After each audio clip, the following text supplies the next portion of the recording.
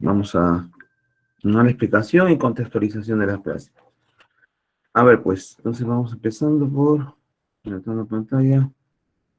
¿Qué tal, Cristian? Buenos días. Buenos días. A ver, bien, vamos a ir presentando el PPT. ¿Dónde está? Buenos días, profesor.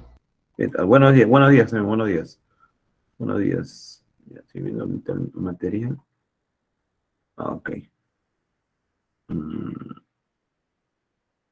Ya.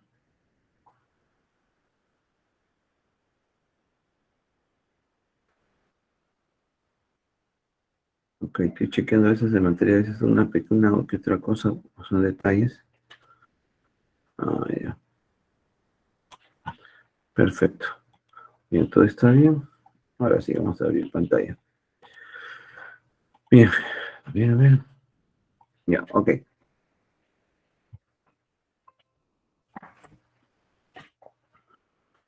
Bueno, bajo la presente interpretación, vamos a hablar de un tema recurrente aquí. Aquí está. Bien. Tocamos el tema de la extrapolación, ¿no? ¿Cuál es el concepto de extrapolación? Vamos a ver eso más adelante todavía. ¿Cómo se entiende? ¿Por qué es importante? Sobre todo, ¿para qué sirve la necesidad de poder orientarnos a este tipo de pensamiento? Bueno, yendo directamente al asunto, ¿no? Bien, vamos a dar un poco de importancia. En primer lugar, eh, ¿para qué sirve? En la extrapolación generalmente se da la prospección, ¿ya? Es decir, la parte predictiva. Eh, Esto implica niveles, como dice aquí el punto, ¿no? Niveles de integrales a partir de lo que se ha presentado en el texto, ¿no? Es un mecanismo de enriquecimiento tanto interno como externo también, porque proyecta la lectura. En la pregunta extrapolativa se pide predecir ciertas cosas que en un supuesto podrían ocurrir. Entonces, es salir del texto, proyectar el texto a situaciones exploratorias nuevas en relación a la teoría que se ha formulado. Entonces, ya entenderán que esto es la pregunta por esencia en la comprensión lectora universitaria, ¿no?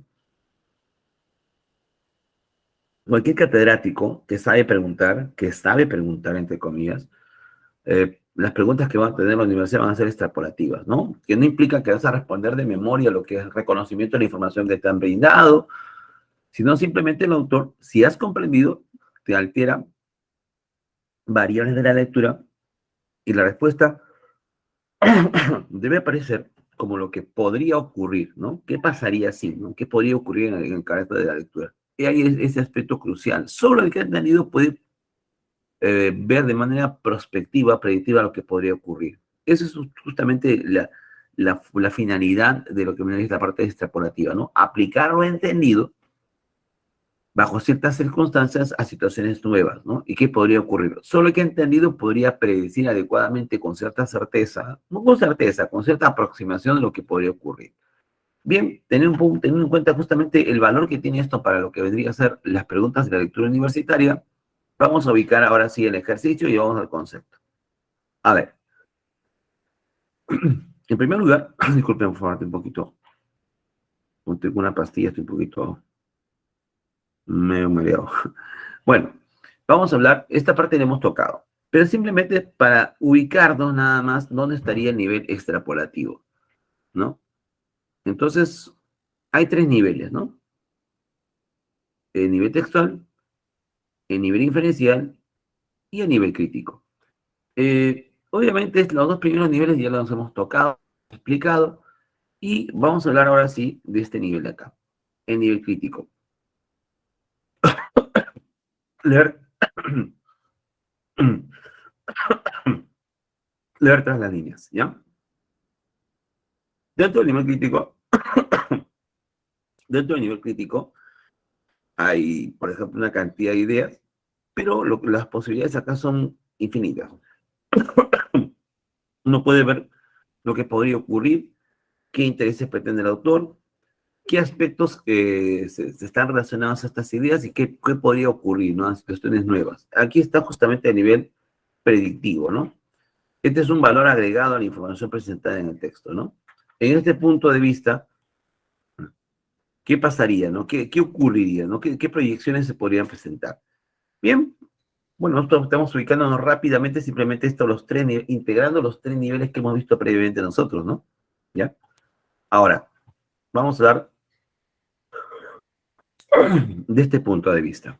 ¿Qué implica la extrapolación? En principio, es una forma de inferencia superior. A partir de un texto nos podemos predecir ciertas nuevas ideas que aparecen explícitamente en el texto, ¿no? De las ideas explicitadas en la lectura, ¿qué podría ocurrir, ¿no? En situaciones nuevas, ¿no? Ese tiene carácter extrapolativo. Generalmente hablando, la extrapolación, pues, es la pregunta más importante en la vida universitaria, ¿no? Y ese justo carácter explorativo a situaciones nuevas es lo que tiene el valor cognitivo para lo que vendría a ser el tema en la conversión lectora, no solamente sino también ya propiamente universitaria. Bueno, aquí decía rápidamente el concepto, es una inferencia superior, una diferencia a partir del texto nos permite predecir ciertas ideas que no aparecen explícitamente en el texto, pero que son consistentes con lo que se plantea. Las preguntas por extrapolación evaluan nuestra capacidad para elaborar predicciones a partir de cierta información dada. Esto es en esencia lo que es el carácter predictivo. Una vez que entendí la esencia, ¿para qué me sirve este tema? Vamos a proyectar. A ver acá, caramba, en esta condición, hay dos clasificaciones, hay dos clasificaciones inferenciales. Un poquito. Hay dos clasificaciones inferenciales, ¿no? Las clasificaciones que tienen que ver con la forma y otras clasificaciones que tienen que ver con la orientación del contenido, ¿ya? Entonces vamos a explicar las dos modalidades y vamos a quedarnos con una de ellas para las caracteres de la clase que vamos a explicar el día de hoy. En la extrapolación clásica, la convencional, la más común, dice lo siguiente, ¿no? Por oposición a lo planteado. A menudo el texto plantea una relación causa-efecto o efectos, ¿ya? Que han sido producidos por ella. En este caso, a veces la pregunta a partir de la no ocurrencia de dicha causa para tratar de determinar qué efecto se hubiese producido, ¿no? Si hay una relación causa-efecto, si no hay causa, ¿qué podría pasar? ¿No? Se mantendría la consecuencia, se alteraría la consecuencia. Esa es la fisiología de este tipo de preguntas, ¿no? Esta es la pregunta en sí extrapolativa por excelencia, ¿ya? Este punto, el autor simplemente aplicando un razonamiento, pues altera cierta variable y qué podría ocurrir, ¿no? Entonces, esa es la parte de la dinámica clásica de la extrapolación.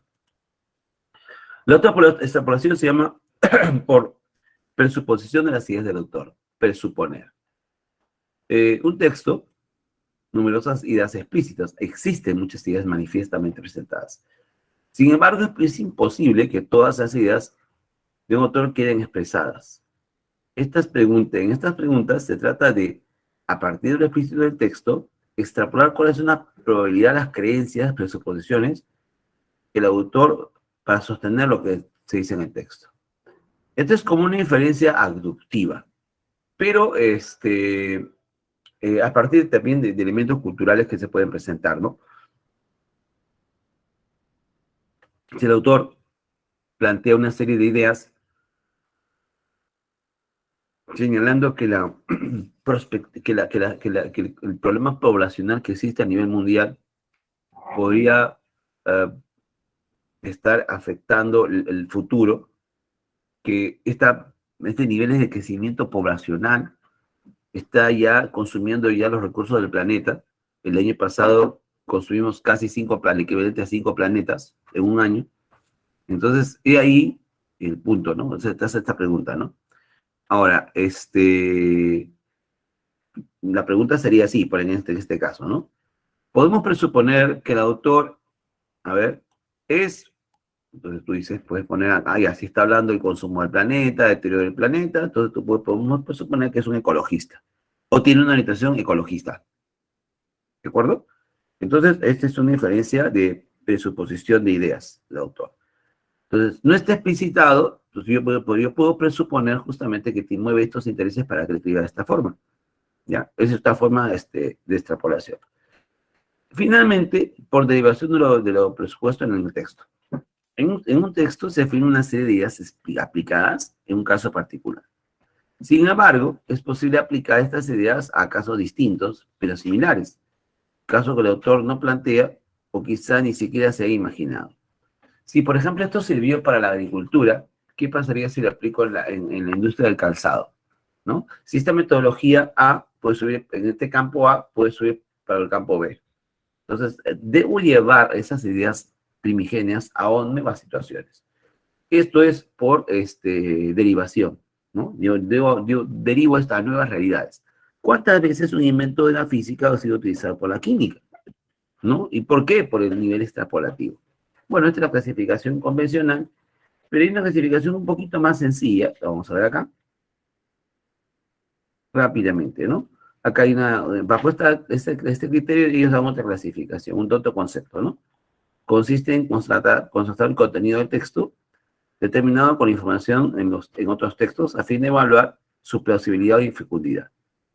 ¿Ya? La comprensión lectora, en comprensión lectora, la extrapolación es una forma de determinar el más alto nivel de comprensión lectora. Bueno, es indiscutible, pues, ¿no? Solo el que ha entendido la perfección puede proyectarse coherentemente, ¿no?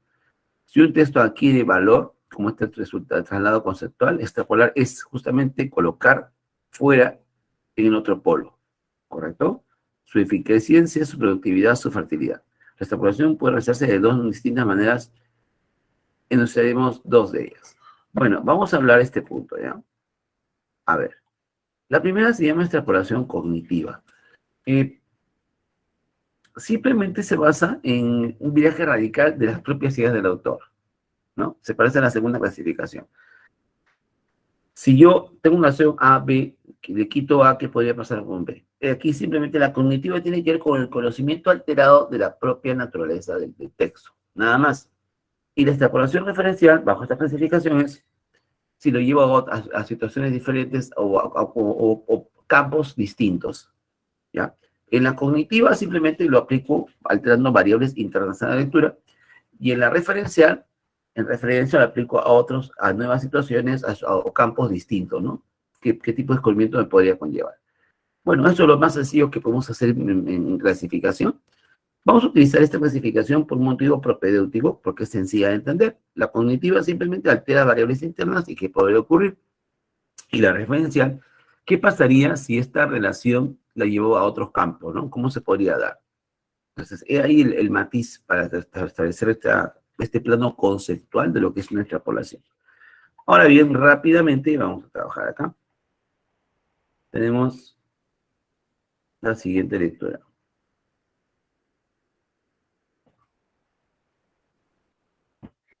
A ver, el texto dice lo siguiente. Vamos explicando esto y vamos entendiendo, ¿no?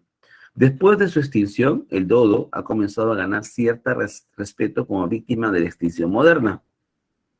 Durante su vida, sin embargo, esta vez se consideró una paloma de gran tamaño. Un equipo dirigido por Alan Cooper de la Universidad de Oxford extrajo ADN de un dodo disecado y lo comparó con sus 36 parientes más probables.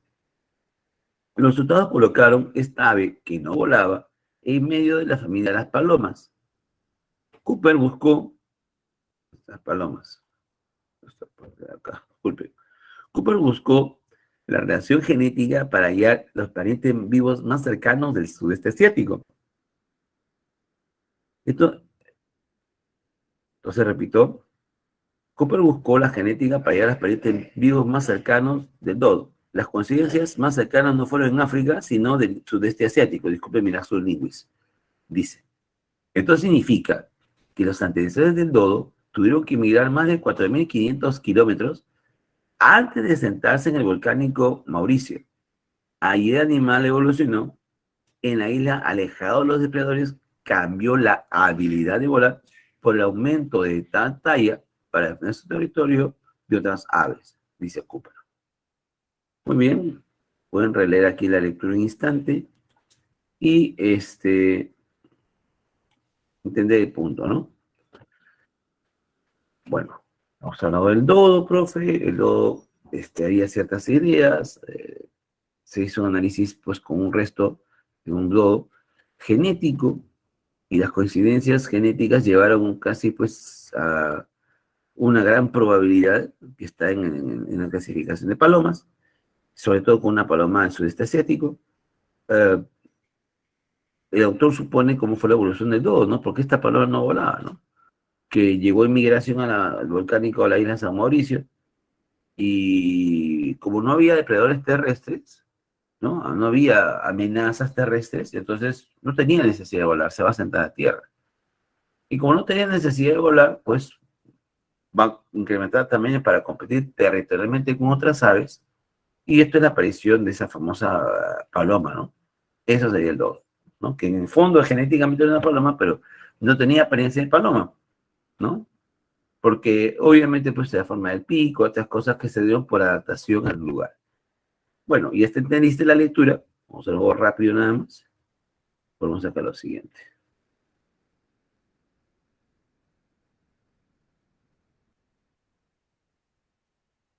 Teniendo en cuenta su familiaridad con las palomas y de haber existido depredadores en Mauricio, en la época que emigró posiblemente. A ver, ¿qué podemos poner acá?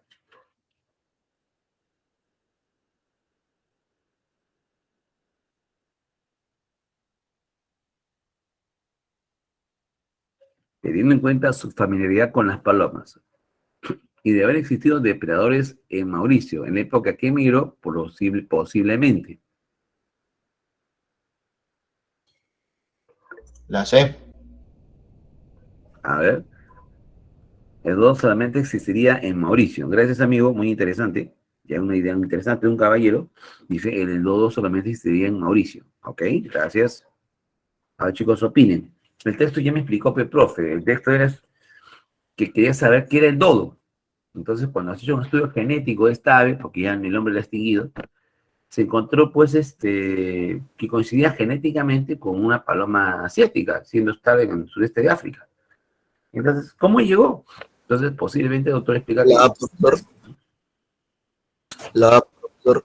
Y esta... La, Ah, sí, sí, dime, coméntame. este sería el dodo. Sería. La... El dodo aún existiría, gracias. Muy bien, nuestros amigos están marcando, qué bien. Lo importante, como le digo aquí, es participar, ¿no? Y entender sobre todo la respuesta, ¿no? Eso es lo más importante. Pueden ser las claves, no pueden ser las claves, depende más o menos de la explicación final que yo les voy a justificar qué y por qué. Profesor, disculpe, ¿puedo participar? Sí, sí, pueden decir lo que ustedes piensen, chicos. Ah, ya, profesor. Bueno, en base a lo que está escrito en el texto, para mí los dos serían las palomas más grandes, ¿no? ¿Por qué? Porque al llegar a la isla y habiendo depredadores, no se hubieran modificado. Ya. Entonces tú marcarás la D. La de, profesor. Ya, ok. Perfecto. Bien, entonces observamos tres posibles respuestas. Ya, ahora vamos a enfocarnos, ¿ya? Ahora, recuerden bien que el dodo es esencialmente la paloma. Hace cierto tiempo dice que las aves migran. Entonces, esta paloma del sudeste asiático llegó volando en migración a la isla San Mauricio. La paloma. Al no encontrar depredadores terrestres, se va a sentar en el suelo. No tiene necesidad de volar porque no se siente amenazada. Ahora, una vez asentada en el suelo, ¿qué hace el dodo? Va a incrementar su tamaño para competir territorialmente con otras aves por adaptación. Y estas adaptaciones que hace en relación al suelo, esto va a generar la aparición de esta paloma llamada dodo, entre comillas. Porque el dodo, ¿qué era?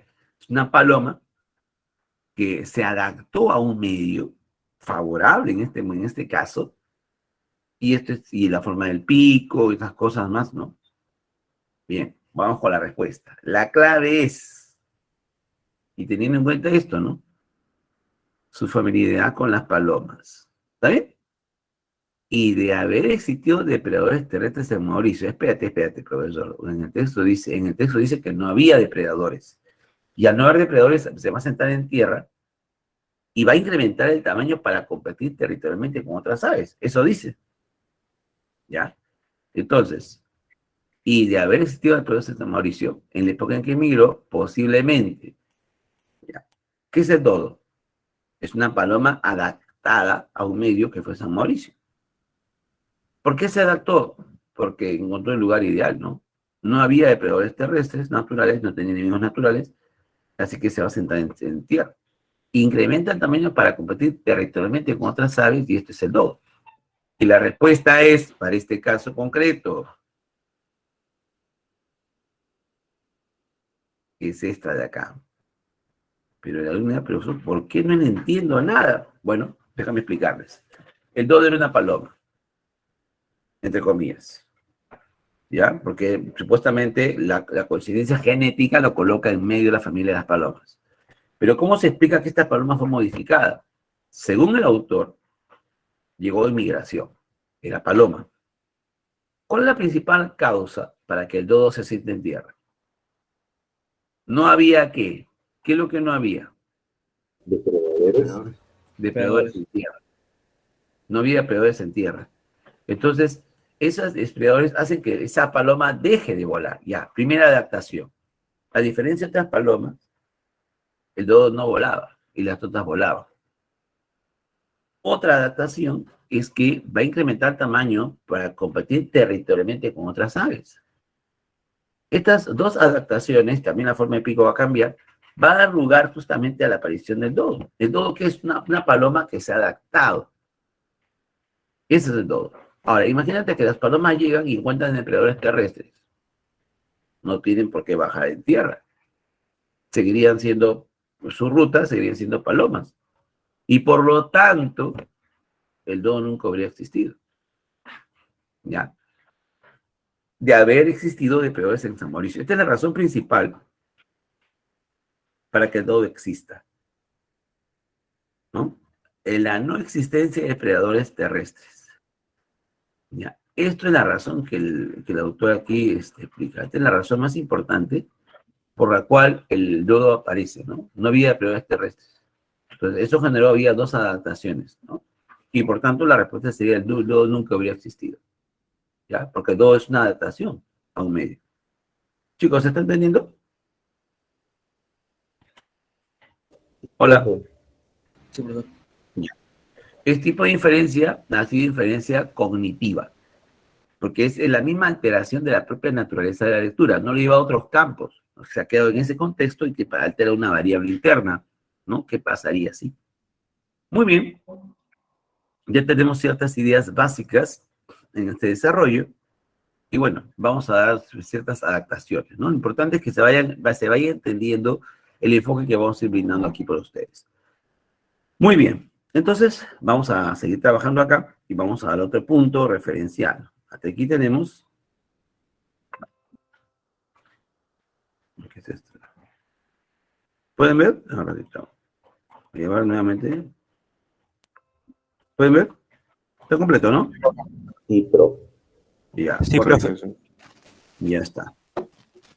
Muy bien. Acá tenemos la parte teórica. Hemos utilizado esta clasificación, nos parece un poco más versátil, más utilitaria para las necesidades que tenemos. La cognitiva simplemente alteras el conocimiento interno de las variables de texto y la referencia en referencia a otras irrealidades, situaciones nuevas. ¿Sí? Quedó claro un poco la idea de definición de los dos tipos de extrapolación, la cognitiva y la referencial. Ahora vamos a un texto denso. ¿Ya? Y aquí están las preguntas correspondientes. Entonces vamos a explicar paso a paso la lectura, ¿ya? Para ir dándole pues un enfoque a las respuestas, ¿no? Vamos a ir explicando a grosso modo, ¿no? El texto, y de ahí vamos a tener tipitos para ir respondiendo, ¿no? Vamos a ir enfocándonos en las preguntas específicamente extrapolativas, ¿no? También vamos a combinar un poco la parte inferencial y vamos a tener otros niveles aquí.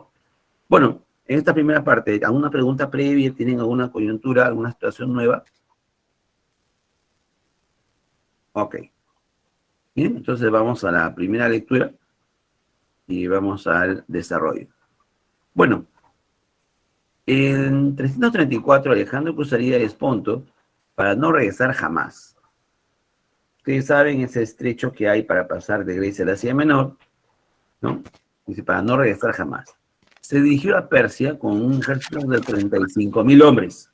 para liberar a los griegos de la dominación de Darío. Bien, esta vez los macedonios, liderados por, en este caso, Alejandro Magno, van a ir hacia Mendoza.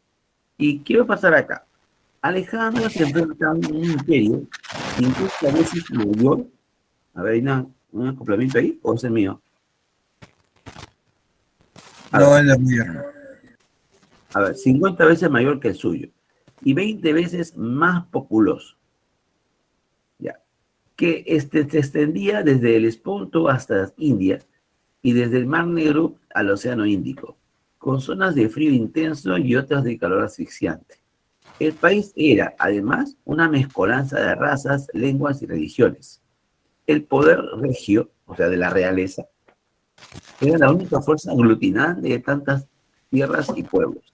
A ver, en síntesis, para todo el mundo, Alejandro no se enfrentaba a una nación, sino a múltiples naciones.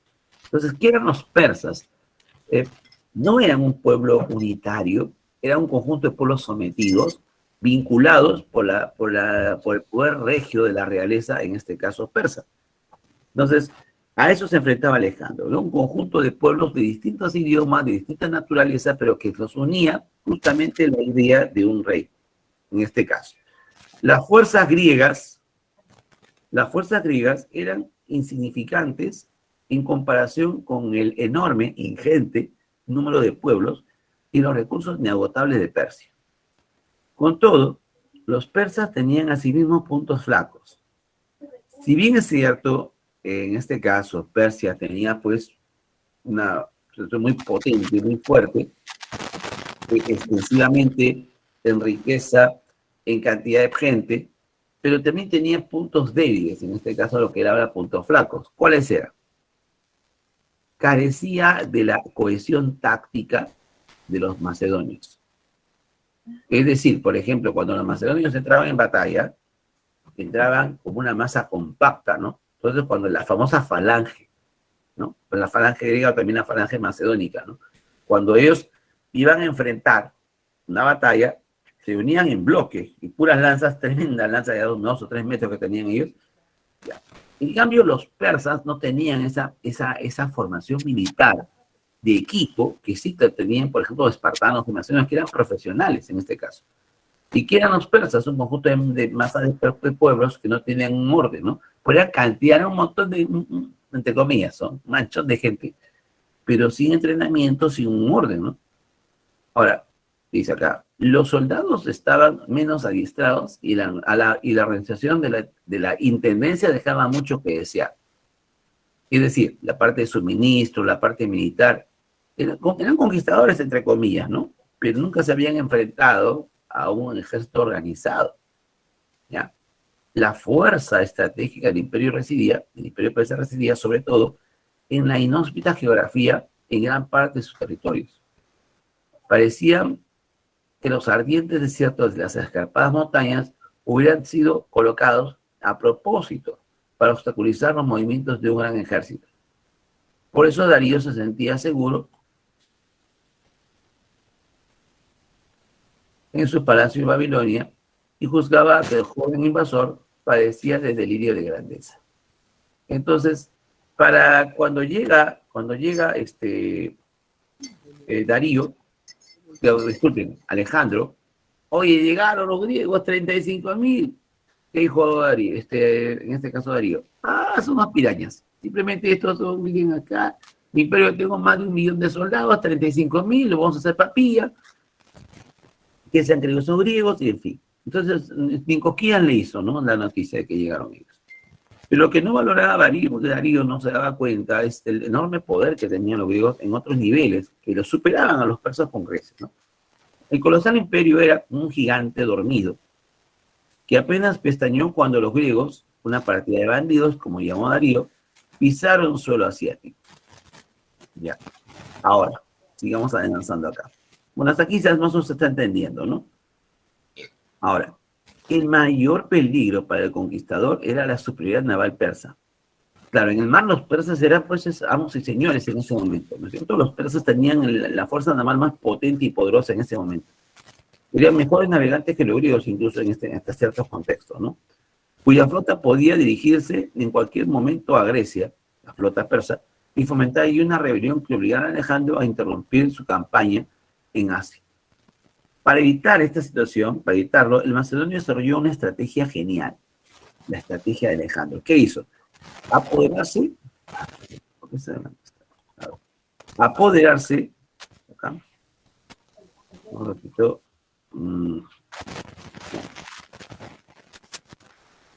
ya, apoderarse del litoral del Mediterráneo antes de penetrar en el continente. Así pediría que la flota persa establecer bases de operaciones. Al ocupar los puertos griegos, imposibilitaría el reclutamiento de nuevas tropas y cortaría su aprovisionamiento. El combate decisivo se resolvería en tierra y para ello debía previamente inmovilizar a la flota persa. Bien, la flota persa prácticamente entró en una inacción, pues no estaba en ese efecto de controlar, ¿no? ¿Y por qué? Ahora vamos a entenderlo. La flota persa, permaneció inactiva desde el principio.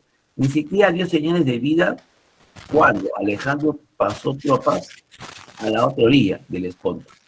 Las vanguardias enviadas por Filipo favorecieron también la libertad de movimiento de Alejandro y nadie se opuso, ¿no?, en la costa asiática.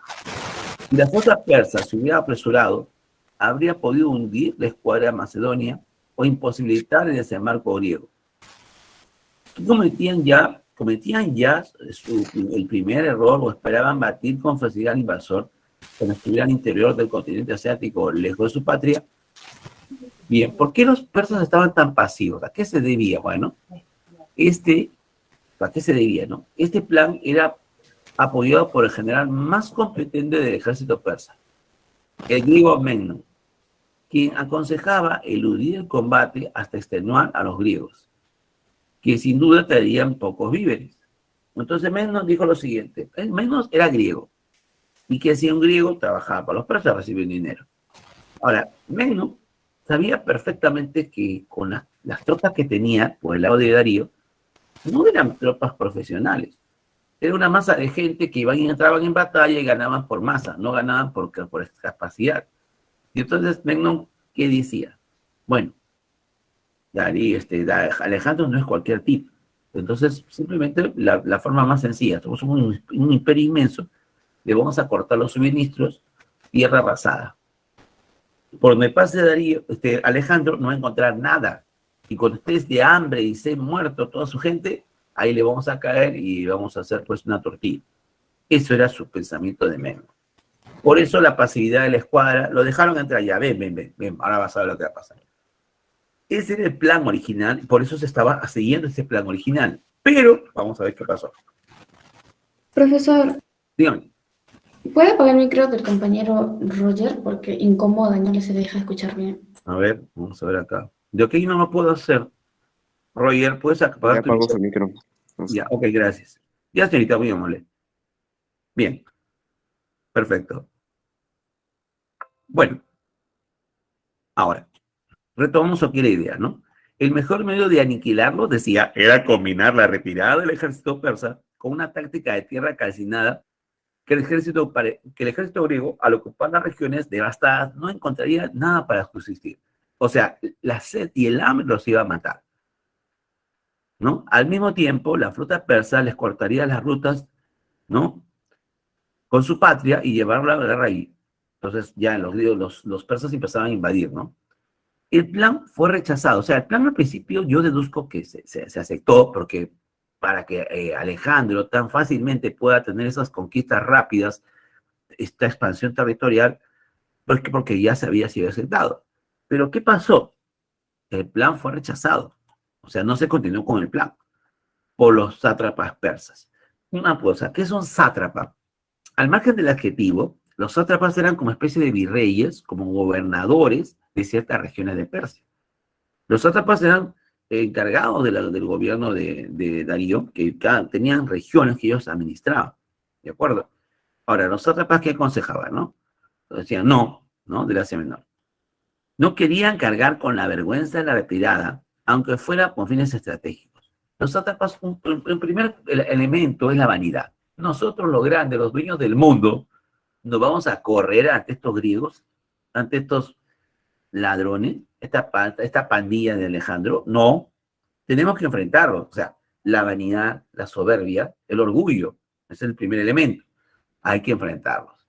Además, no consentían la destrucción del país, fuente de inmensas riquezas para los sátrapas. El hecho de que aplicaran tierra arrasada implicaría que ellos, en su región, dejen de producir, la gente se retira, y esas minas de oro o cobre que ellos tenían dejaban de producir. Al dejar de producir, y entonces estaban expuestos. Ellos estaban expuestos a ya no ganar dinero, en la exposición a la pobreza me refiero. Entonces, si una región aplicaba tierra arrasada, todo el mundo se iba y entonces el sátrapa no tenía ningún ingreso. O sea, y no quería perder la riqueza que tenía porque él cobraba impuestos, ganaba una inmensidad de riqueza en ese momento. No le convenía al sátrapa eso tampoco. Entonces, el otro motivo era el factor económico, pues, ¿no? Ahora, resolvieron, por tanto, por consejo de los sátrapas, a Darío, esperar al joven macedonio cerca de Gránico, un riachuelo en los montes de Ida, que desembocaba en el mar de Mármara. Pero Alejandro tuvo una resonante victoria. Alejandro, pues, los destrozó. Salieron los inmortales, no pasó nada con los inmortales. ¿Qué pasó acá? Profe, ¿quiénes eran los inmortales? Bueno, os que repito nada más. Los inmortales eran la tropa de élite de Darío. Eran los más bravos en la lucha. Eran más o menos 4.000 a 5.000, si no me sentí los inmortales. Pero era un grupo medio, ¿cómo le podría decir? No sabía, eran muy buenos guerreros, pero no podían en masa, no sabían trabajar en equipo. Y por muy inmortales que sean, cuando se enfrentaran a Alejandro, ponían ese erizo que ponía Alejandro, todos escudos y ponían esas lanzas de casi 2-3 metros, 3-4 metros de larga, unas tremendas jabalinas. Por más que venían en un grupo así en grupos desordenados, pues terminaban atravesados. No podían pasar esa barrera impenetrable. Bien, eso más o menos es la idea, ¿no? Gracias a la asombrosa, hay otra cosa que también había logrado Alejandro, ¿no? Cuando he omitido una parte también ahí en el texto, a ver, en la parte de la lectura. Ya. Pasó sus tropas en el punto, hay algo con el que estoy emitiendo. Ya. Gracias a la asombrosa rapidez de los ataques, las pérdidas gigas, ahí está, fueron insignificantes, y la victoria rotunda. El ejército persa fue destruido en parte y el resto huyó en desbandada. Alejandro ya no podía considerarse un dueño y señor de Asia, ya podía considerarse de Asia Menor, occidental. Poco después de esta victoria, fue apoderándose de contornos para evitar un ataque por la retaguardia. Riesgo tanto mayor cuanto más penetraba hacia el este. La población urbana del Asia Menor era en su mayor parte griega. Lo que pasa es que eran poblaciones griegas que cuando el imperio persa se había extendido, habían caído, pues, no bajo el dominio pues, de los persas. Pero al llegar a Alejandro, era como pues a un coterráneo, a un compatriota, lo ven llegar, y obviamente estaban recuperando muchas cosas aquí. Entonces, ¿qué hizo Alejandro? Pues, había una gran cantidad de población griega, entonces tenía que ganarse a ellos. Alejandro se atrajo su amistad estableciendo leyes y normas democráticas, liberando los tributos que pagaban a Persia. Los griegos de Asia Menor respiraban de nuevo el aire y la libertad helénica. Entonces, esos griegos eran los primeros que iban a defender a Alejandro, si es que alguien intentaba organizarse, atacarlo por la retaguardia. Y ahí el punto crucial, muy hábil políticamente en este caso. Bueno, acá tenemos las preguntas, ¿ya? Así que vamos a empezar a desarrollarlas. Bueno, ya vamos a ver todo un panorama de la lectura. Vamos a hacer una síntesis, la idea compatible, ¿no? La idea inferencial, ahí está. Y vamos a trabajar acá. Muy bien, entonces está la forma también extrapolativa y empezamos en este momento. Cualquier duda subyacente, ya ustedes me indican porque vamos a hacer un pequeño pues, diálogo. Voy a intentar un diálogo como siempre. Vamos a debatir qué pasaría así, pero si esto se hubiera no se dado, si esto se hubiera dado o no. Y vamos a explicar paso a paso, ¿no? Bien, bajo este contexto vamos a evaluarnos en este momento. Si tienen una pregunta, algo que no se ha entendido, por favor, con mucho gusto les podría explicar. Bien, entonces vamos a esta primera parte a resolver todos. Bien, vamos a trabajar solamente 5 o 6 minutos. ¿Está bien? Ya. Las 5 preguntas, por favor. No una, sino las 5 preguntas. ¿No? Ustedes vamos a ir resolviendo cada uno. Ustedes tienen su material. Y después prepare sus preguntas, ¿no? Profesor, yo me qué la B, ¿por qué no la C? Vamos a tratar de dialogar, ¿no? ¿Por qué la A? ¿Por qué la B? ¿Por qué no la C? Y trabajar un diálogo acá. Y estamos ya de cara ya a las últimas semanas, semana 12, 13, 14, 15, ya estamos en la última, ya pues con la prueba encima, ¿no? Bueno, empezamos en este momento, ya, me puedo mi cámara un ratito, y pues, en todo caso, mi micrófono, cualquier cosa me pregunte, yo estoy aquí, yo no me voy, estoy atento acá a cualquier cosa que usted me indique, y pasamos al debate. 6 minutos, empezamos en este momento. Ahora.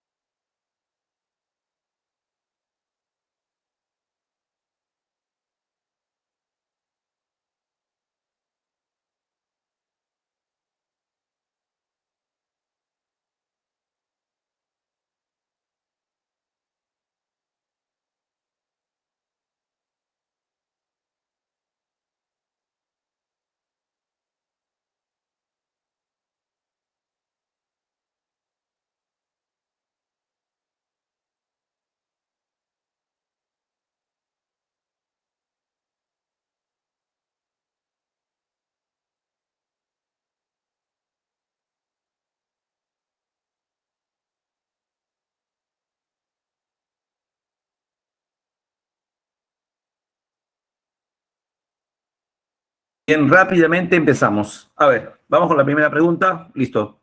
A ver, empezamos a plantear. Bien. Vamos con la primera pregunta a señalar. La mejor síntesis de la lectura. ¿Qué texto, qué alternativa pudo representar la mejor idea subyacente del texto presentado? La B, profesor. Claro, se habla de una lucha en Asia Menor.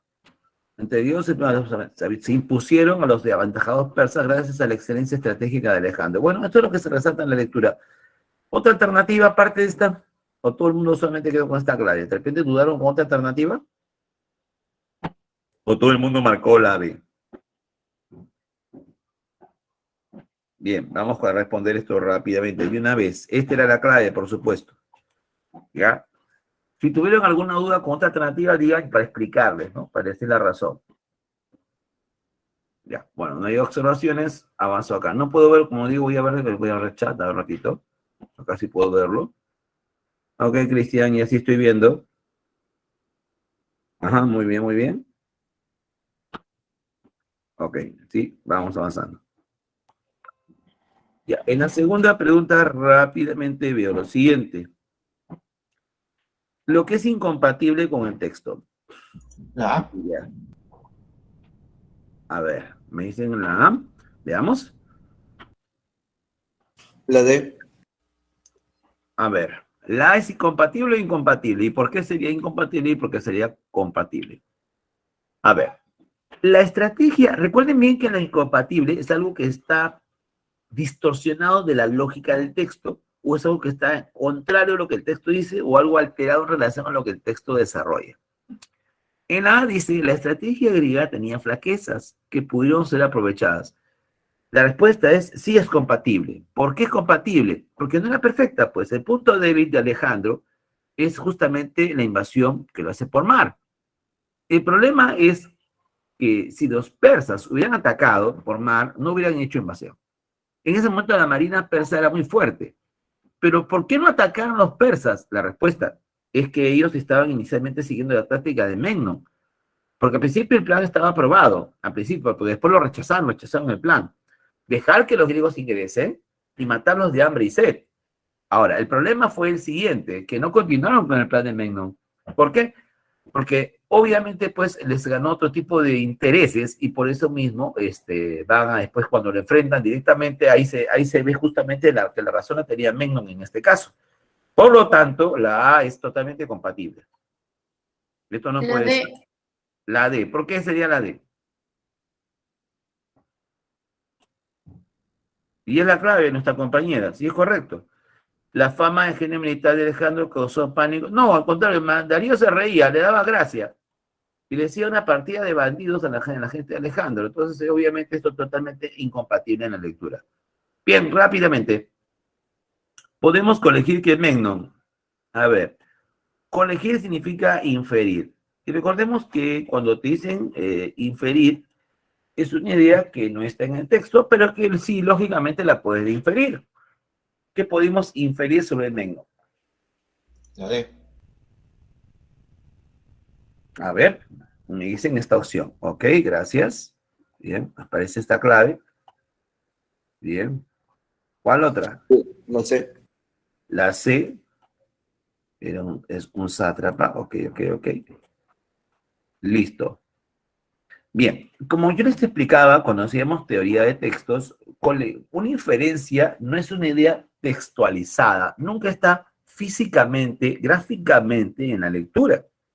Entonces, profe, ¿cómo puede ser respuesta a eso?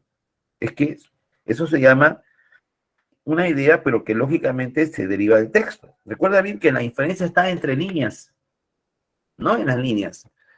Y la respuesta era la siguiente. Chicos, atentos por favor y voy a explicarlo. Un mercenario. ¿Qué es un mercenario? Es un soldado que trabaja para el ejército de otro país a sueldo. Número uno, ¿qué era Memnón? ¿De qué nacional era Memnón?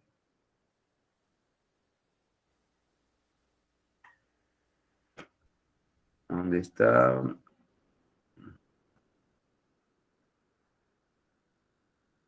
Griego.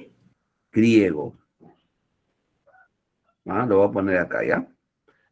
Griego. Entonces, ¿qué rayos hace un griego trabajando para un ejército exterior? Número uno, ustedes saben que en Grecia se llevaban bronca, por ejemplo, espartanos con macedonios, griegos con espartanos, era pues naciones. Grecia es un país, era un país con muchas naciones, ciudades-estado, ¿ya? Y entonces, obviamente, pues hay gente que le tenía bronca a Alejandro, entre comillas. Entonces, ¿qué pasaba?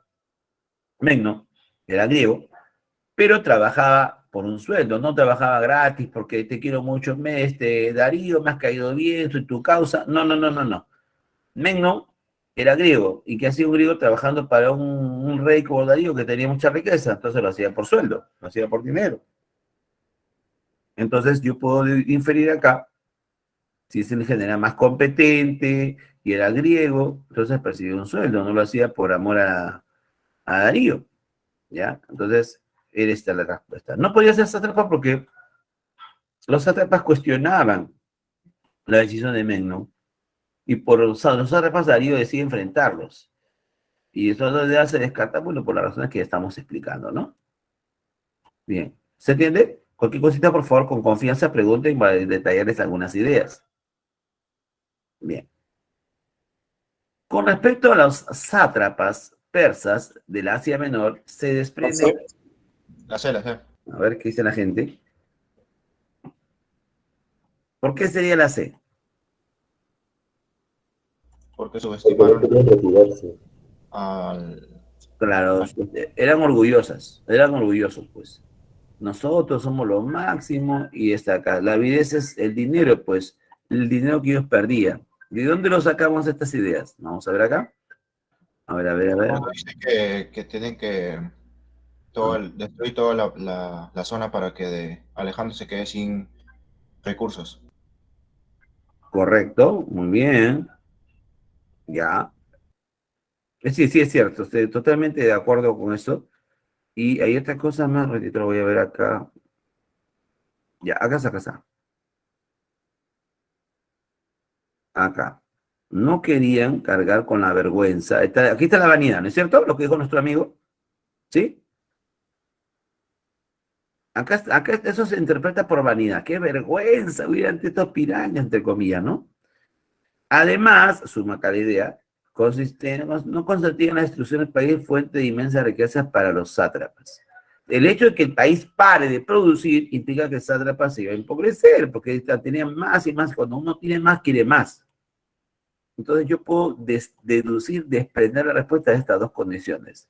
La primera, vergüenza de la retirada.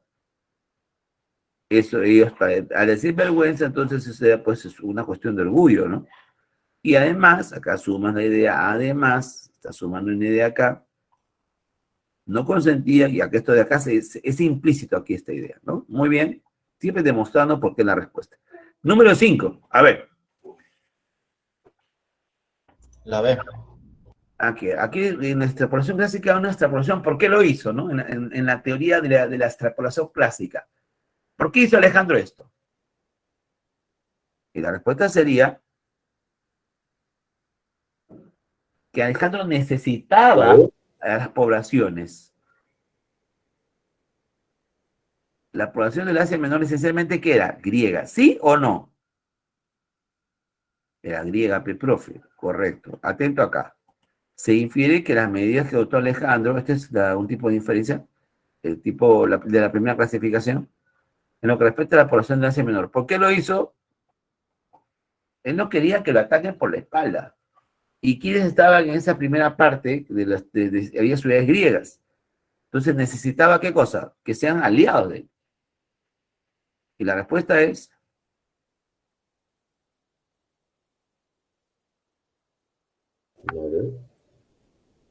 A ver. La B. Es la B, profesor, porque dice que estaban sometidos con suma de impuestos y trabajo. Entonces ellos odiaban a Darío. Por Claro, eso. al dejar de ser sometidos, respirar su democracia y dejar de pagar tributos, entonces ya se sentían liberados y se sentían pues comprometidos con Alejandro, ¿no? Entonces esta medida política, de alguna manera, pues ayudaba a Alejandro porque le cuidaba las espaldas, ¿no? Muy bien. Listo. Hasta aquí todo el mundo feliz comiendo perdiz. Listo. Lo hemos explicado acá. Ya. Pero el día de hoy quiero hacer un experimento social. Vamos a ir alternando la lectura. Vamos a ir alternando la lectura. Porque siempre las últimas no las hago. Generalmente le digo, claro, y si no quiero. Y estamos con buen tiempo. Ya. El 4, profe, el texto 4. El 4. Vamos a hacer las dos finales. ¿Qué les parece? Vamos retrocediendo también. Porque siempre estamos en los textos así, siempre me quedo con las ganas. Así que vamos a avanzar. Hay textos más para desarrollar acá, pero a veces tienen preguntas, casos extrapolativos muy vistos acá. ¿No? Hay preguntas extrapolativas acá. Vamos a empezar con el 4. ¿Ya? Voy a hacer los dos últimos de remate y voy a seguir hacia atrás. ¿No? Igual vamos a terminar, no se preocupen, ustedes tranquilos. No hay problema. Todo lo vamos a terminar ahora. Ahora bien, toda la mancha atenta y vamos a ir explicando. Bueno, vamos a explicar este texto rápidamente, pero vamos a ver cómo nos sale. Este sí es de sí mismo. Conocen este medio modificado ya. Ya, bien, empezamos. ¿Qué es en realidad una cosa? El alumno pregunta de filosofía, horrible, profesor, ¿va a hacer filosofía? Veamos. El autor empieza con este cuestionamiento, ¿no? Ahora, el autor inicia la respuesta acá, ¿no? Cosa se opone a idea de la misma manera. Ay, me habían avisado todo con la cámara apagada. Ay, un momentito, voy a prender la cámara porque no tiene que estar la cámara prendida. Ya bueno, a ver, listo, a ver, veamos. Ya, rápidamente. ¿Qué es en realidad una cosa? La cosa se opone a la idea de la misma manera que lo que se conoce desde el exterior se opone a lo que se conoce desde el interior. Entonces el alumno dice, bueno, ¿qué es cosa? Bueno, voy a poner la idea como una cuestión de contraste. Ya, toda idea es interna porque está en mi persona. Y la cosa debe ser externa. ¿Mm? Entonces, para entender la cosa, sé que es algo exterior a mí y la idea es algo interno. Por eso dice, de la misma manera de la misma forma, de lo que se conoce del exterior, se opone a lo que se conoce desde el interior. Entonces, sé perfectamente qué cosa es algo exterior a mí, porque mi idea es interna. Primera característica. Sigamos. Segunda,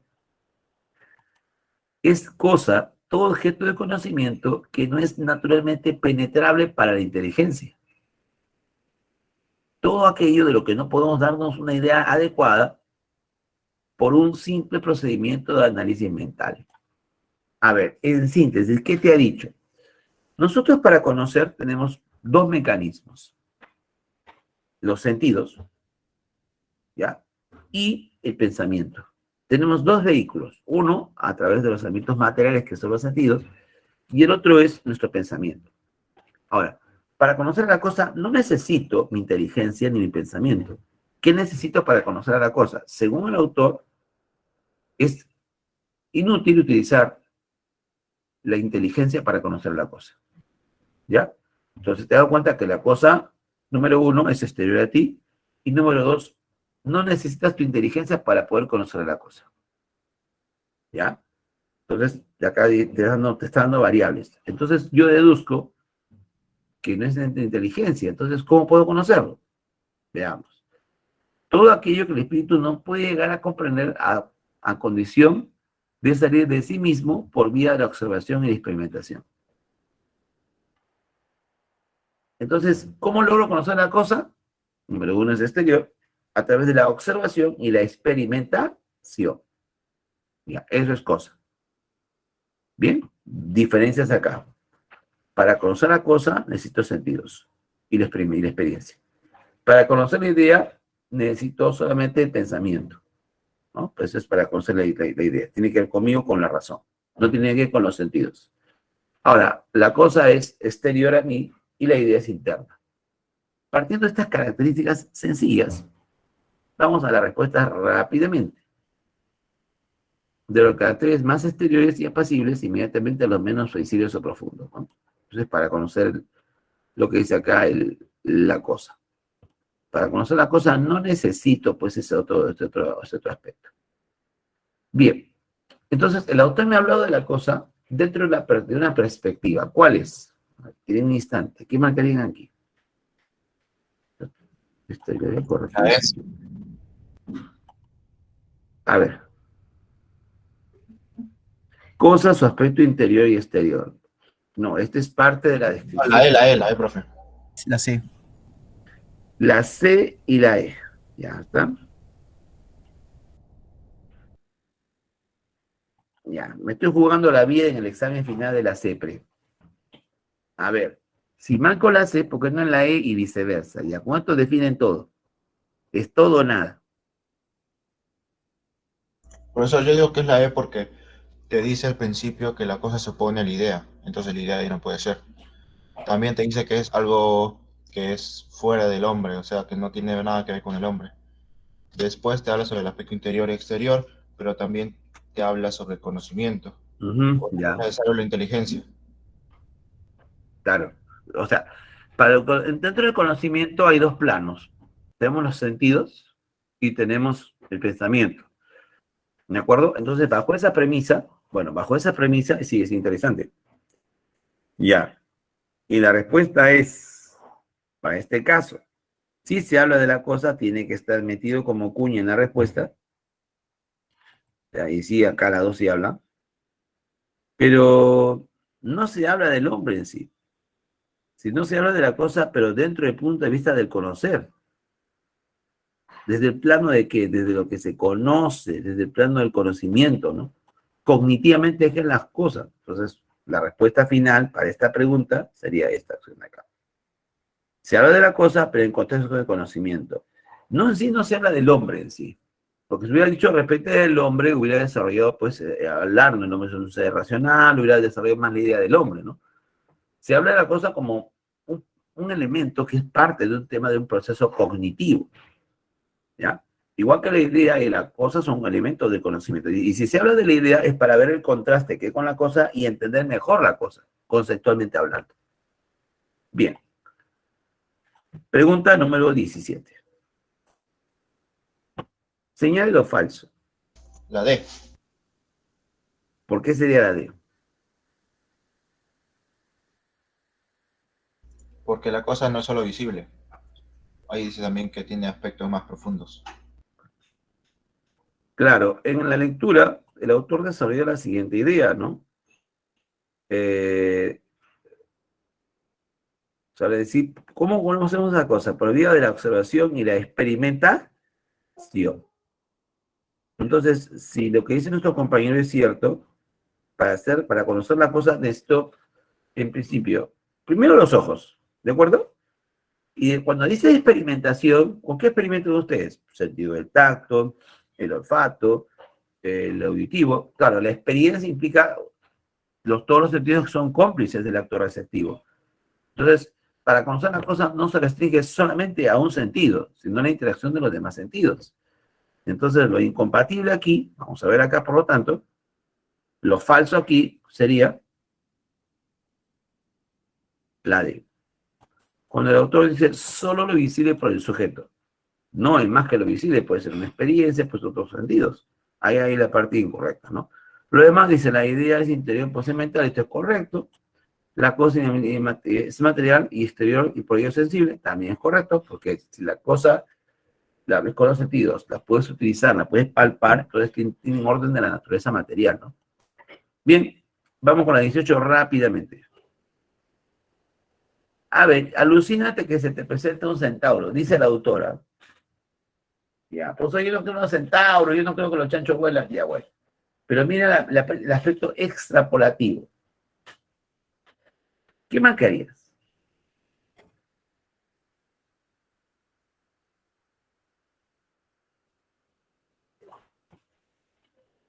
A ver, aceleramos.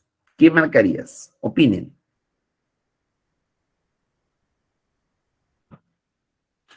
Y la No es respuesta segundo el es... texto, ¿no, profesor? Juan, dime, amigo. Sí, No es coméntame. segundo el texto, sino que es un tema aparte. Claro, es la pregunta extrapolativa, acuérdate. Ya, y dice, no, imagínate, dice, ¿no? A ver, ¿qué pasaría si? Tú sabes que un centauro, mitad hombre, mitad caballo, solamente está en tu fantasía. ¿Sí o no? Ya. Pero el autor Mira cómo te altera la realidad. Dice, imagínate, ya vamos a suponer que si estás ante un centauro, físicamente se te presenta un centauro. Eso te está planteando el autor. A ver, ¿qué dice la mancha? A ver en el chat. La D sería. La D. Mira, a ver, ¿qué dice la Porque mancha? si se Ajá, representa, ok, Gaby. la D nomás de frente. Y la respuesta es, se te presenta se te presenta, lo estás viendo, dice, soy tu pata, tu causa, soy también hincha del sufrido alianza. Ya, disculpen, estamos tocando carne. Entonces, la respuesta, ¿cuál es?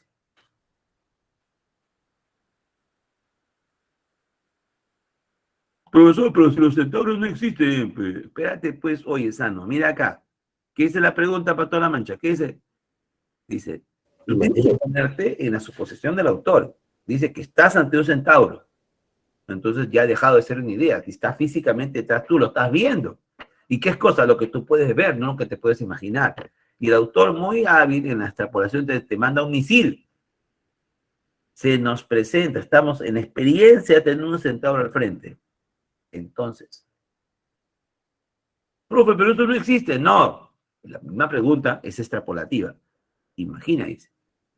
Si se nos presenta ante nosotros un centauro, ya, es real el centauro, está hasta delante tuyo. Entonces, no es una idea, profe, no es que lo estoy en una experiencia, estar frente a él, pero una cosa. Si han puesto acá, ya les estoy explicando la razón, ¿no? Tú tienes que estar en la pregunta. ¿De verdad estás ante un centauro? De verdadcito. Acá está el truco. ¿Ve? Ya está. Bien. La pregunta tenía tremenda triquiñuela ahí. A ver, Gaby, ¿se entiende? Ronaldinho, Cristiano. Sí, profe. A ver, ¿se entiende toda la mancha? Ok, perfecto. Ya, pregunten con confianza. Ya, Brian, pregunten, Cristian. Pregunten con confianza, no hay problema. Listo. Ya, vamos avanzando. Ya. Pregunta. Una conclusión correcta a partir del texto, ¿cuál sería? A ver, profe, en el texto me dice que para llegar a la cosa no necesito el orden mental, el orden del pensamiento. No es necesario. Para conocer la cosa, simplemente la experiencia de utilizar mis sentidos. ¿Ya? Entonces, mi pensamiento, en filosofía ustedes saben que el pensamiento, la experiencia, tus recuerdos, ese es tu mundo espiritual, esa es tu espiritualidad. ¿Ya? No que el alma que viene de Diosito, que viene del cuerpo, no, así tienes que pensar de otra manera. Viene la pregunta. Podemos concluir el texto. A. ¿Es necesario salir de lo espiritual para entender adecuadamente lo material? Es interesante esta respuesta. Lo material no lo puedo combinar con lo espiritual. Yo cuando estoy en una experiencia, estoy utilizando mis sentidos. Porque si estoy pensando, por ejemplo, lo espiritual, estoy con problemas, estás pensando en tu ex, estás en esta clase, estamos en la experiencia directa virtual, pero esta es una experiencia directa físicamente porque estás viendo ahorita la guía, físicamente. Pero esta flaca está pensando lo que le dijo su ex. Profe, claro, siguen su espiritualidad, profe, y ella no puede tratar la realidad, ¿sí o no? Entonces, ¿es necesario salir espiritual para entender cuándo el material? Esto es fuerte. ¿Puede ser? Sí, puede ser. ¿Puede ser respuesta? Sí, puede ser respuesta. No estoy para nadie, estoy en clase. Bien, perfecto. Segunda, profe, puede ser la ácida fuerte. La B, la cosa se pone la idea a nivel del conocimiento. Profe, pero eso está en el texto, pues. Eso está en la lectura. Lo dice de otra manera, pero sí está en el texto. Porque cosa se pone es cosa, lo que es puesto a la idea, pero está en otras palabras. Pero eso se llama afirmación por equivalencia. La C, profe, dice aquí. La cosa como objeto de conocimiento no es penetrable. Pero eso está en el texto nuevamente, profe. Es cosa, todo objeto, eso está. Es afirmación, eso no es inferencia. Una conclusión es una inferencia. Ya. Es cosa, la cosa no es una materia ni una idea. Nada, entonces, pues, no está en ningún orden, pero no hay nada, no tiene sentido esta pregunta, esta respuesta. El ideal del hombre se encuentra constituido en la cosa. el ideal del hombre se encuentra en la cosa. Mira, no es muy congruente lo que está diciendo. Lo ideal del hombre, lo ideal está al margen de lo material hoy.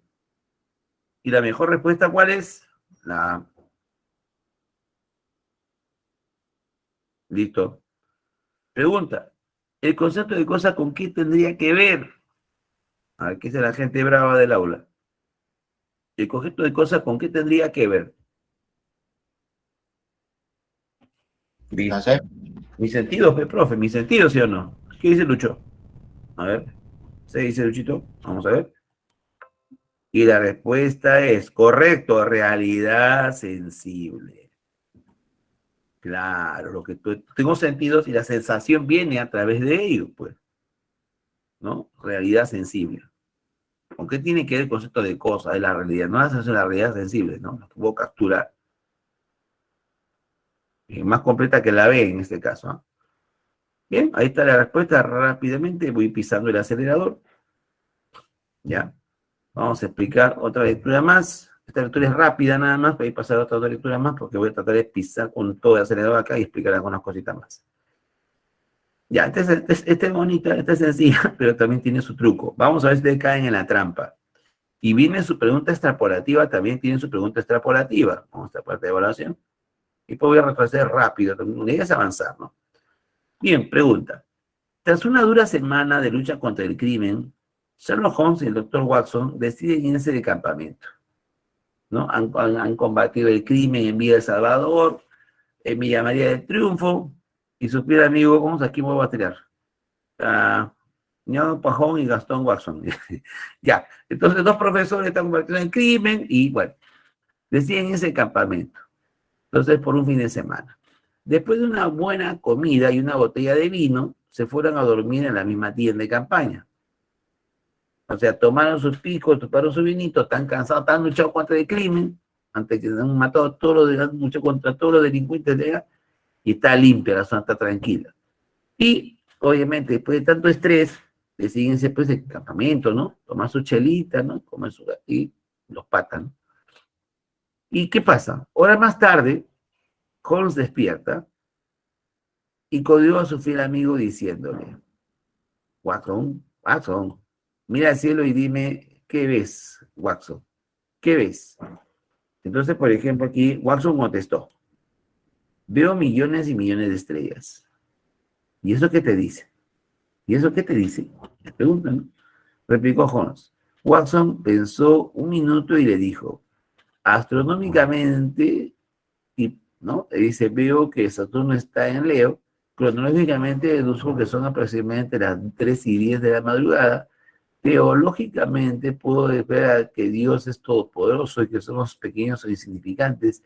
Meteorológicamente intuyo que tendremos un hermoso clima mañana. ¿Y a usted, Holmes, qué le dice? Bueno, acá viene el punto.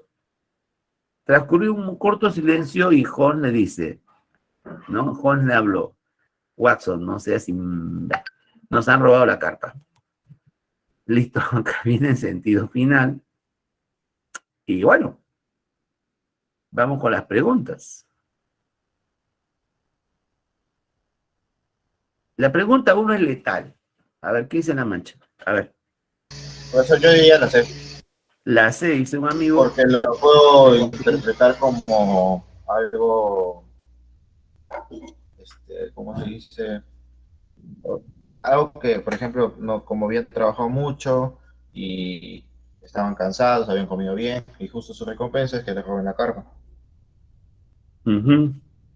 Ya, correcto, gracias, Luchín. Perfecto. Ya, es una idea interesante. Ya, fuerte.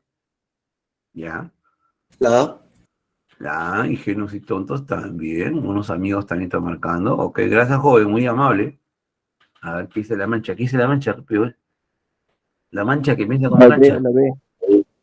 A ver, Frank, ¿no marcaste? La D dice, profesor, los trogloditas andan medio pesados, pero profe, esta es mi respuesta. La A B, ver, la B, profe. a Frank, ¿no? A ver, Frank dice, a ver, la B. Ya marquen todo, ya marqué la B, ya todo hemos marcado, ya, pero la fija, la firme, profe, la FIFA y la firme, ya está, Ya le gané, pero profe, ya marqué todo. Con Chudón es eso, ¿no? La gente ya marcó todo. Llamé todo con Chudón, profe. Bueno, miren, chicos, voy a dar la respuesta. A ver, si se caen de la silla es otra cosa, ¿no? Te voy a explicar la razón, ¿no? Ya. Miren, la clave es, ya, recuerdan este texto, recuerdan su trauma. A ver, ¿verdad? Mira, señorita, que también estaba conversando por acá. Una dama, que marcaron nuestras amigas del aula. ¿Hay chicas o no en el aula? Solamente una de nuestras amigas estaba hablando. O todo está en la isla de los hombres solos. A ver, chicas, oli. ¿Qué marcaron? ¿Alguna dama? Sí, profe, Hola. acá. Ajá. ¿Qué marcaron? Ya marqué la C. La C. Gracias, Gaby, muy amable. Bien, nuestra amiguita Gaby marcó la C. Bien, vamos ahora sí a responder. A ver, fundamentemos, ¿ya? Un texto que te habla en chiste es un texto que tiene cierta potencia. Los chistes, este es un chiste, pero eso pues no me he reído. ¿Qué culpa tengo? Pues? O sea, los chistes tienen una naturaleza que ataca nuestros propios defectos. A ver, ¿dónde creen que estaba la parte más importante de la lectura? ¿Que le han robado la carpa? En el chiste. ¿Que el tema de fondo, el tema más importante es el sueño? No, este es cortina. Donde Watson mira al cielo. Cuando, claro, la parte más importante está en el diálogo entre Holmes y Watson. Y sobre todo lo que Holmes le dice en la parte final, no seas sano, nos han robado la carpa. O sea, Watson no tenía por qué mandarse con este rollo, ¿entiendes? Entonces, ¿qué ves? Mira al cielo y ¿qué ves? Entonces, Holmes se despierta primero y le hace la pregunta, mira al cielo y ¿qué ves? Y Watson, veo, ya veo tal cosa, vea todo. Pero no se daba cuenta. Ahora, la respuesta no puede ser la A, porque ingenuo sería Watson, pero dice acaba en plural, pues ingenuos y tontos. No tiene que ver con la inteligencia ni la ingenuidad, porque la crítica de la lectura, la parte central de la lectura no se refiere a eso, se refiere justamente en el desenlace, lo que se critica al género humano. Nosotros siempre nos andamos enredando las cosas. O sea, la idea principal es que, profesores, que andaban dormidos muy pesados, profe. Escúchame, pues. El tema de haber dormido pesados, eso no es lo que el autor quiere hacer notar acá, sino es la concentración de lo que Holmes pregunta a Watson, ¿no? Mira al cielo y ¿qué ves? La pregunta en sí está mal formulada porque es una pregunta capciosa. Entonces, justamente en ese diálogo está lo que el autor quiere resaltar en toda la lectura, que es, no es porque han dormido pesados, no porque hayan abusado del sueño. ¿Qué está criticando, en este caso, Holmes a Watson? Que se problematice. Nos tendemos a problematizarnos, a ahogarnos en un vaso de agua, a confundirnos. La respuesta a esta pregunta era, Sin complicaciones. esta era clave. Watson, te enredada, que veo. Y le digan que hace que no sea pez sano, ¿no? Nos han robado la carpa. Punto. Entonces no tenían por qué ver el cielo, porque han dormido bajo una carpa. Y ahí el punto crucial, una pregunta muy aguda, tenía su veneno. Pregunta 22. Y esto tiene que ver con la pregunta anterior. Ya, pregunta de extrapolación. Mira, es cognitivo o referencial. Cognitiva, porque estás alterando una variable interna de la lectura. Mira lo que va a ocurrir. Mira, una idea que podemos inferir de Watson, no, esta no es la otra, disculpen, esta es la inferencia. Esta es la 24. Puede ser esta primera, vamos a saltar porque es la que viene con el tema, ¿no? De haber despertado Watson primero y hacerle la misma pregunta a Holmes, probablemente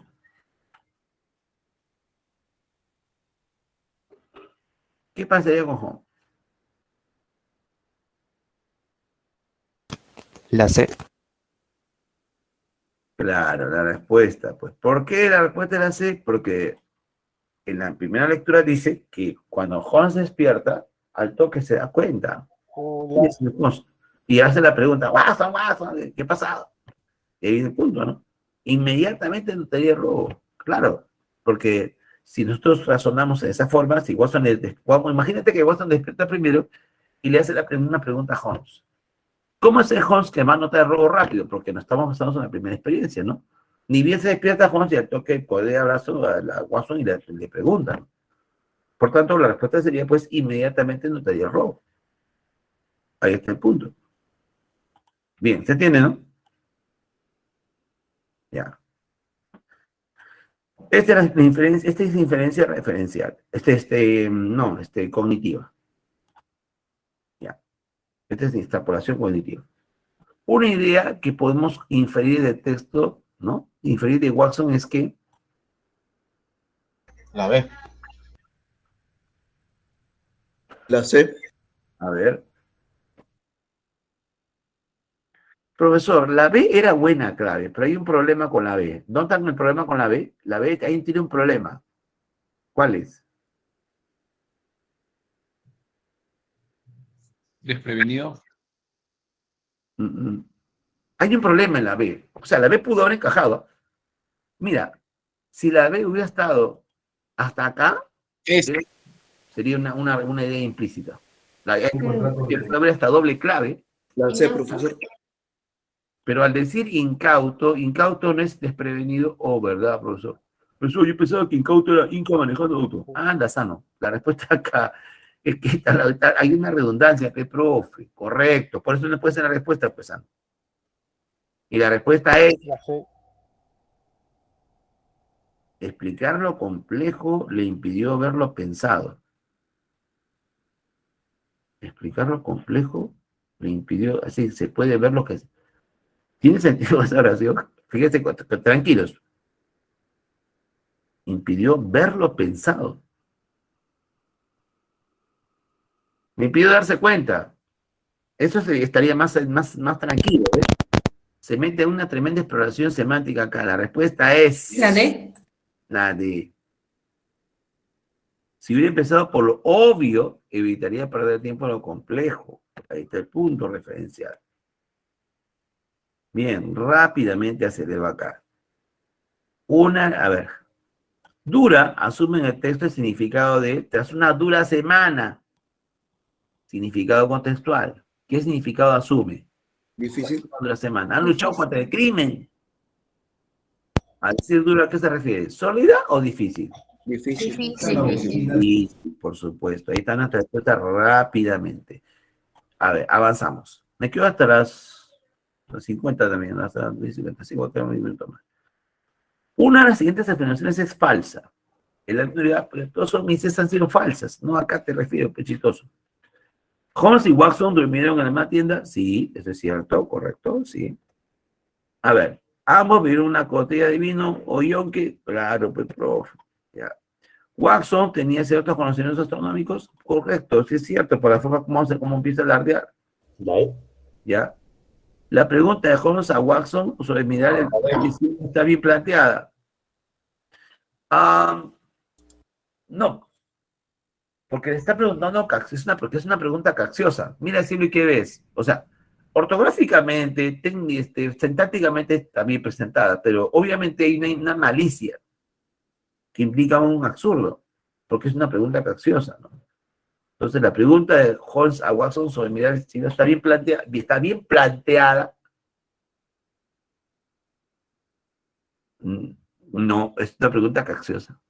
En la B, en la última, en la de Watson y Holmes todavía habían comido. Eso sí existe en el texto, porque antes de comer, después de comer, durante de dormir, durante los que han estado durmiendo, se han tomado, antes han tomado. A ver, sobre este punto, la mejor respuesta, la B. Rápidamente acelero. A ver, pueblo, ¿se está entendiendo, chicos? Sí, profe. Ok, perfecto. Sí, profesor. Ya, voy acelerando, ¿ya? Hay tiempo. Sí, lo hacemos. Bien, vamos a utilizar un texto ligero, pero también muy agudo. El texto 3, ¿ya? Muy agudo es el texto 3. Bien, vamos a analizar rápidamente. Presten atención, vamos a ver cómo tenemos tiempo, así que tranquilos, esto sí lo vamos a hacer bien. Voy a dejar que ustedes, les voy a interpretar y ustedes la van a pensar. Y vamos a explicar, vamos a esperar las respuestas. Ahí va. Una colección de cráneos antiguos en el valle de Teotihuacán, México, está cambiando la historia de la colonización humana de Norteamérica. Entonces, en México han encontrado ciertos cráneos que al parecer están cambiando la historia de la humanidad en esta región. La geóloga Silvia González de la Universidad John Moores en Inglaterra analizó 4 de los cráneos con la ayuda de sus colegas del Museo Nacional de Antropología de la Ciudad de México, de esa mujer de Peñón, ¿no? De donde va a señalar, ¿no? Donde se conservan los huesos. Quedó asombrada al descubrir que uno de ellos tiene 12.700 años, 700 más que cualquier resto humano encontrado en Norteamérica. Bien, estos restos que se han hallado tienen una característica. El hombre más antiguo que se ha hallado tenía 12.000 años, ¿ya? Pero estos restos tienen algo raro, tienen 700 años más, 12.700 años más, o sea, 700 años más de lo convencional, ¿no? Uno sería ya el más antiguo, ¿ya? ¿Y cuál es lo raro? Veamos. El cráneo, conocido como la mujer del Peñón 3, tiene una forma alargada y delgada muy diferente a los anteriores, anchos y cortos, que se encontraban en México. La mayoría de los antropólogos cree que todos los americanos nativos descienden de una población que llegó de Siberia. Estamos hablando de la teoría migracionista de Allen Harrica, ¿no? Cuando pasaron el estrecho de Bering y llegaron, ¿no? Esta es la teoría que más se acepta actualmente, ¿no?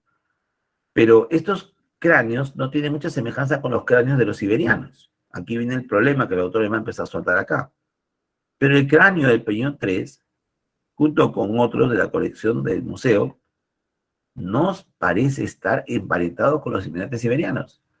Más bien se parece a la tribu indígena Ainu de Japón. Ya. Los Ainus eran el pueblo original japonés. ¿Ya?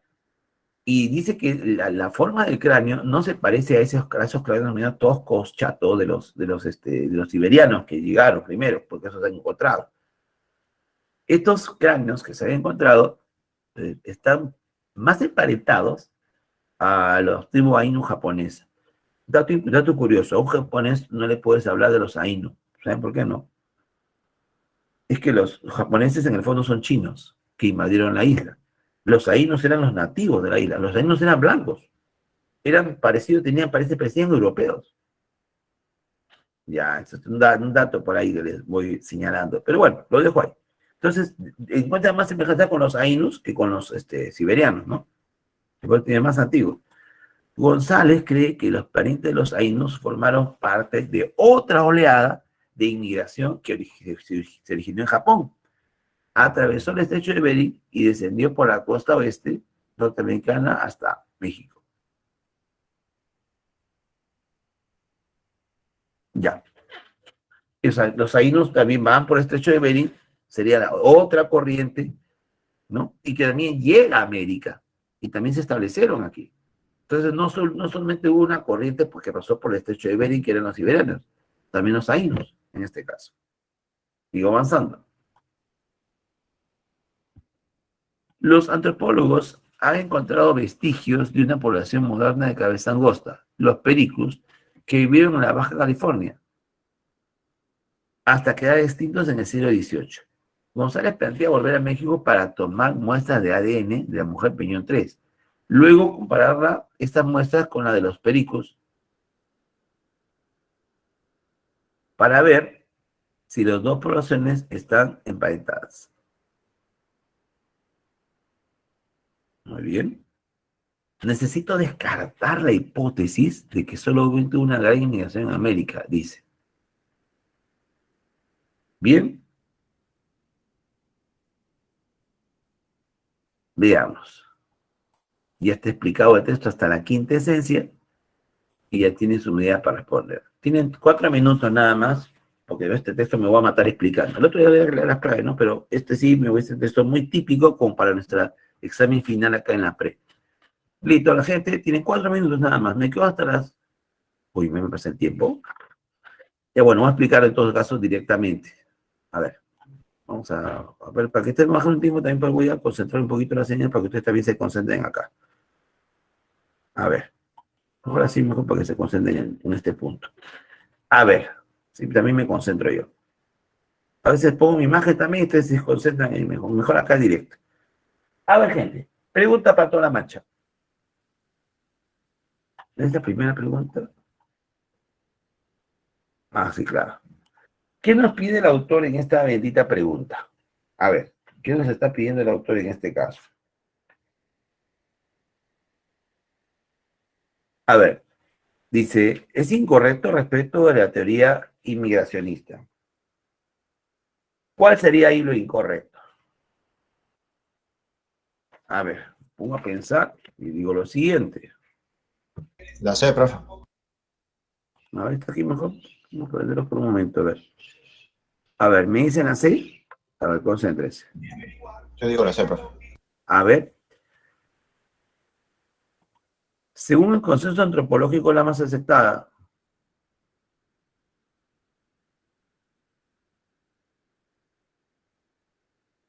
Yo digo la...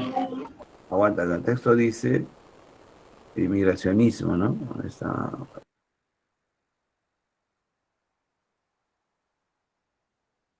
Porque está hablando, profe, que de de la migración que llegó desde Japón. Y eso aún no se comprueba como la verídica. La mayoría de los antropólogos creen que todos los nativos norteamericanos dependen de una población que llegó de Siberia. Este es inmigracionismo, pues. Espérate. La mayoría de los antropólogos cree que los americanos nativos descienden de una población que llegó de Siberia. Este es inmigracionismo, pues. Está bien. Esto está bien, ¿ah? Te hizo lo incompatible. Espera en el carro.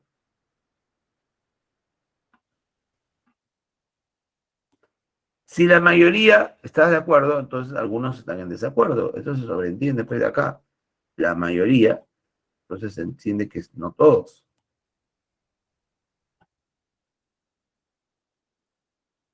Disculpen. A ver, eso no quiere prender la cámara porque se me gana un poco el cansancio. Bueno, la respuesta es la E. ¿Por qué? Vamos a explicar la razón. Es que tiene 2.700 años, pero aún se está investigando, tienen que hacer pruebas de genéticas. Entonces, un cráneo se puede parecer, pero tenía que descartarse a través del ADN. Por eso justamente van a hacer ese estudio que falta. Entonces, permiten afirmar el carácter. Esto no se ha afirmado en el texto de ninguna manera, por eso es incompatible, ¿no? Por eso es incorrecto, mejor dicho. Pregunta rápida. El término vestigios asume en el texto el significado de Restos. restos, ¿no? Fósiles, ¿no? Huesos, a eso se está refiriendo. Listo. Pregunta 13. El tema principal desarrollado en la lectura. Tremenda pregunta, vamos a ver.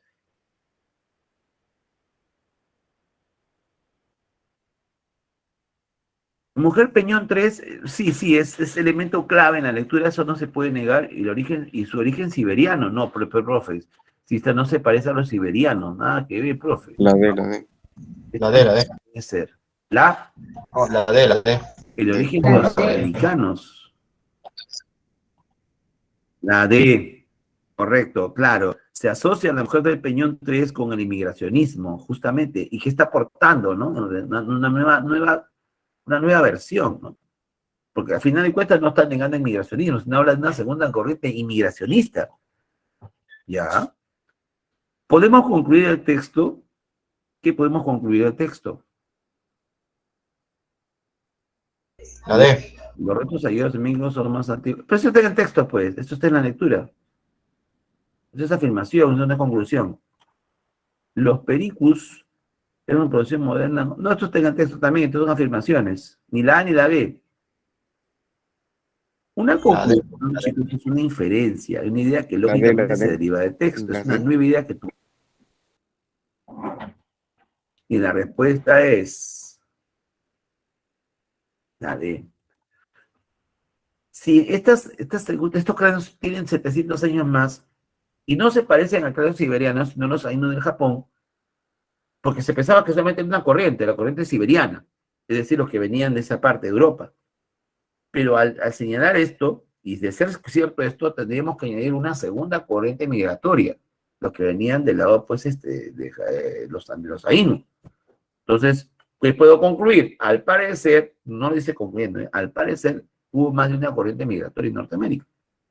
Bien planteado. 15. Háblame. Si la antigüedad de los restos hallados en México fuera igual a de otros restos hallados en Norteamérica, podríamos opinar respecto al inmigracionismo. Ahora, imagínate que estos restos tendrían, de esos 12.000 años, también tendrían 12.000 años. Imagínate que concretamente se demuestra que tienen 12.000 años.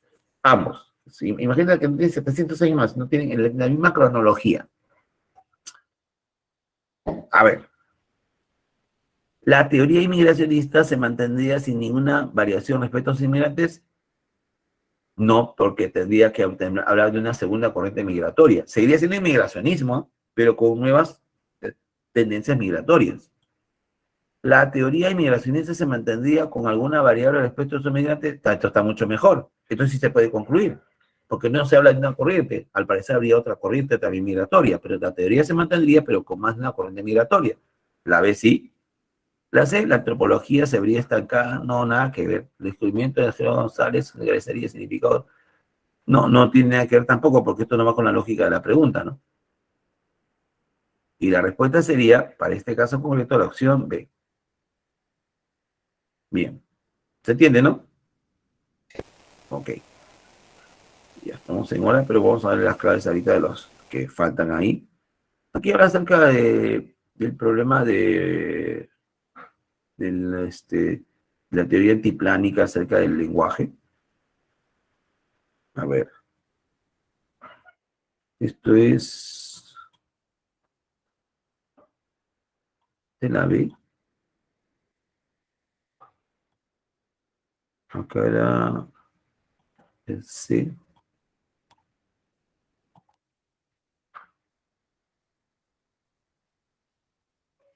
De la B, D y A.